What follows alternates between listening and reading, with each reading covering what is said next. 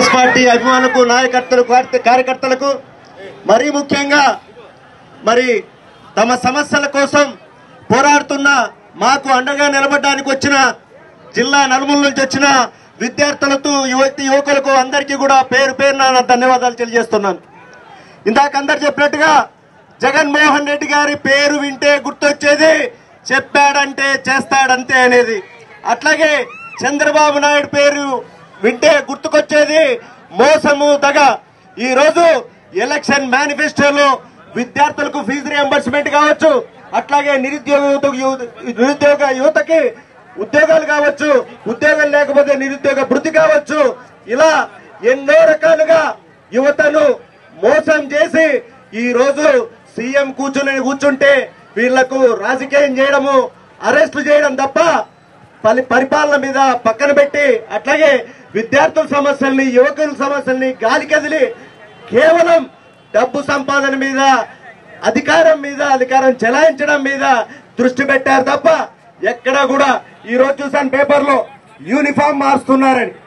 మీకు యూనిఫామ్ మార్చడం మీద ఉండే దృష్టి పిల్లలకు స్కూళ్లలో ఈరోజు నాడు నేడు పనులు చేయడంలో ఎందుకు లేదు అని అడుగుతున్నాను. అట్లాగే వివిధ పథకాలకు పేర్లు మార్చడాలు జగనన్నని, మీరు పథకాలకు పేర్లు మార్చినంత మాత్రాన జగనన్న చేసిన మంచిని ఈ రోజు విద్యార్థులు గాని, ఈ రాష్ట్రంలో ఉన్న యువతులు గాని ఎవరు మర్చిపోరు.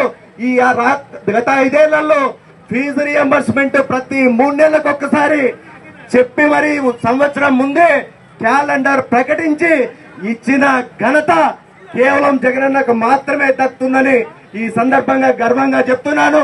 అట్లాగే నిరుద్యోగులకు సంబంధించి మరి అధికారం ఏర్పడిన 3 నెలల్లోపే మరి ఈ రోజు రాష్ట్ర సచివాలయాల్లో దాదాపు 1,25,000 మందికి ప్రభుత్వాలు ఉద్యోగాలు కల్పించిన ఘనత ఈ రాష్ట్ర చరిత్రలో స్వాతంత్రం వచ్చిన తర్వాత కేవలం జగన్మోహన్ రెడ్డి గారిది మాత్రమే చెప్పడానికి గర్వపడుతున్నాను.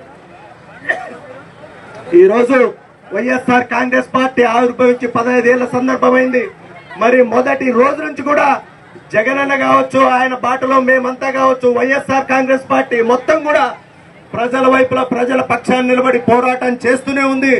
ఎప్పుడు కూడా ఈ ప్రభుత్వం మెడలు వంచి విద్యార్థులకు ఫీజు రియంబర్స్మెంట్ కావచ్చు, నిరుద్యోగ యువతకు ఉద్యోగాలు కావచ్చు, వీటన్నిటినీ సాధించే వరకు ఈ పోరాటం సాగుతుంది.